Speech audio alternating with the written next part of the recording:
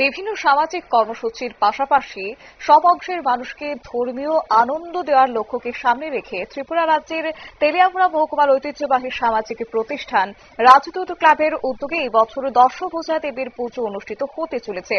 এই পুজোকে কেন্দ্র করে তেলিয়ামুড়া রাজদূত ক্লাব প্রাঙ্গণে বুধবার ঘটি পুজো সম্পন্ন হয়। ধর্মীয় রীতিনীতি মেনে জাঁকজমকপূর্ণভাবে অনুষ্ঠানটি সম্পন্ন হয়। গোটা তেলিয়ামুড়াবাসীর শান্তি, সম্প্রীতি এবং মঙ্গল কামনায় প্রতি বছরের মতো এই বছরও ক্লাবের সদস্যরা অংশগ্রহণ করেছেন। পুজো উদ্যোক্তারা এদিন জানিয়েছেন এবারের পুজোর ৫১তম দুর্গাপুজো হিসেবে তারা উদযাপিত করছে। এই বছরের বাজেটে ধরা হয়েছে ১৭ লক্ষ টাকা। তেলিয়ামুড়া এলাকার কারিগররা এই পুজোয় প্যান্ডেল তৈরি করছেন। কি জানিয়েছেন পুজো উদ্যোক্তাদের পক্ষ থেকে, বক্তব্য শুনুন। ক্লাবের পক্ষ থেকে আমরা আপামর জনগণের উদ্দেশ্যে আমরা ঈশ্বরের কাছে কামনা করছি। এবার আমাদের থিম হচ্ছে মাতৃ কুলের পর যে শৈশব জীবন তাকে আমাদের শৈশব জীবনে ওই বিষয়টাকে তুলে ধরা হবে।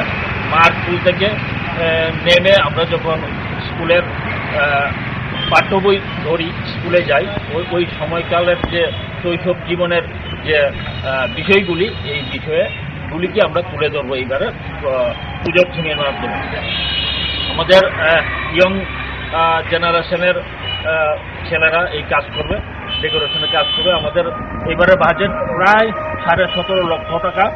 আমরা সবার কাছে এটাই আমরা প্রার্থনা করব, আমরা সবার কাছে আমরা সহযোগিতা কামনা করি যে সবাই যেহেতু আমাদের বাজেটটা একটু বড়, সবাই আমাদেরকে সহযোগিতা করবে এই কামনা রেখে সবার সুস্থ থাকা, ভালো থাকা ঈশ্বরের কাছে এটাই আমরা কামনা করি।